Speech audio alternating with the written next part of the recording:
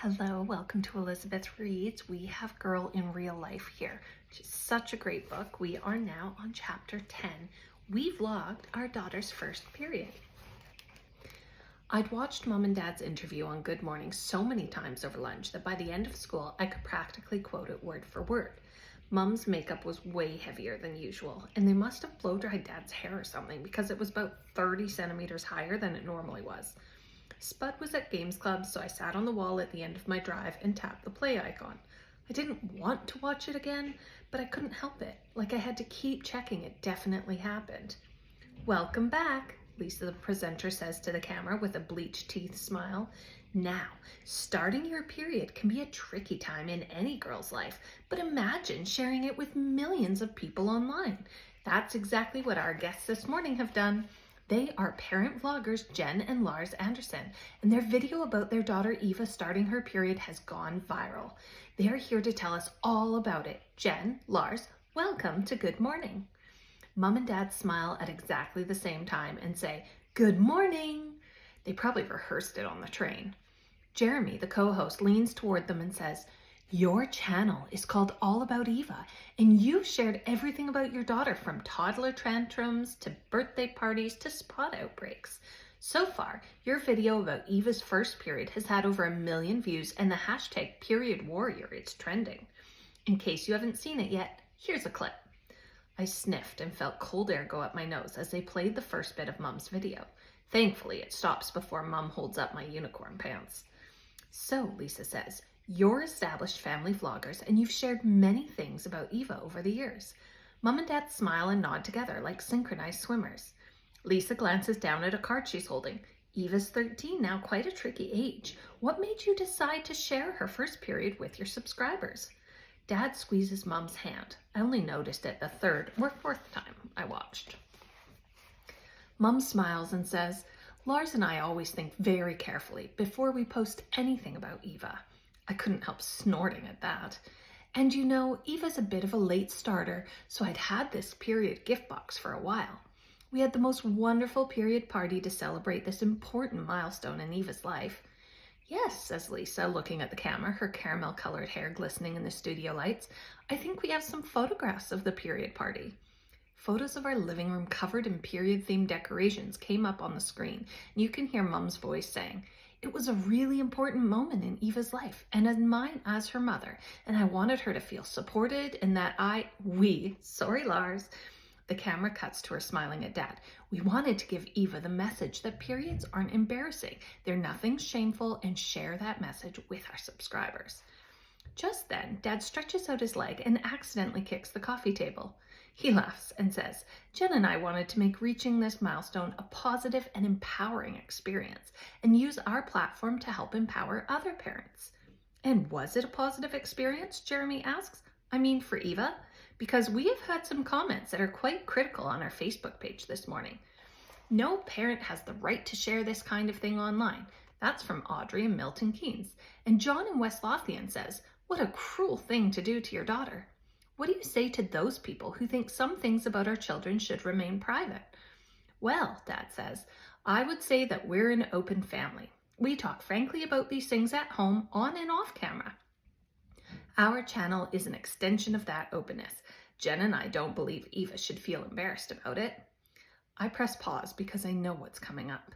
This is the bit that hurts the most. I take a deep breath and get ready, like when you're about to rip a Band-Aid off. It's important to say that we're careful about what we put on the channel. We make sure Eva is okay with it. Mom's fake eyelashes flutter, like she knows what she just said is a total lie, but no one seems to notice. We wouldn't film anything she was uncomfortable with. All About Eva is a really special channel. We have this enormous bank of amazing memories that we get to keep and share. And Eva's grateful she gets to live this fabulous life. If she was ever uncomfortable, then we would stop filming. Every time I watch that, it feels like getting punched in the stomach. "Yes," Lisa says, "Eva was invited to be here with us today, but she's school, right?" Dad smiles and nods. "School has to come first." "Very sensible," Jeremy says, and they all laugh. "So, Eva is 13. Isn't she just a little bit embarrassed that millions of people know she started her period?" "Everything is a little bit embarrassing when you're 13, Dad says, but she's used to it. Eva went viral before she even came out of the womb, and all of them laugh again. Jen and Lars, thank you so much for talking to us. I stopped the video and flicked through the messages from Hallie and Jenna, and I dropped my phone in my blazer pocket without replying. Inside my chest, a rain cloud was gathering, getting darker and heavier as I walked towards the house. By the time I reached the front door, it was ready to explode. I stormed through the door and ran upstairs without taking my shoes off. I could hear Farmore on speakerphone and Mum calling Eva as I shouted, "Leave me alone!" and slammed my bedroom door. I curled up on my bed with my shoes still on, staring up at the strings of fairy lights crisscrossing my ceiling, and waited. A few minutes later, Mum's head poked around the door. "Hey, sweetie, are you okay?" I glanced at her, then looked back up at the ceiling. The smoky black eyes that looked nice on TV now made her resemble a badger. She slowly walked over like she was expecting a bomb to go off.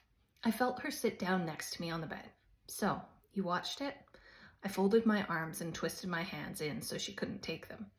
"I know it's difficult for you to see right now, sweetie." I felt her hand rub my shoulder and I squirmed away. "You will be proud of us one day, and proud of yourself." "You lied about me," I said quietly. "Sorry, what did you say, sweetie?" "You lied," I repeated, "on TV. You said I was okay with it and you would stop filming if I was uncomfortable. Those were your exact words." Mum rubbed my shoulder again and I pushed her hand off, willing my eyes not to let out any more tears.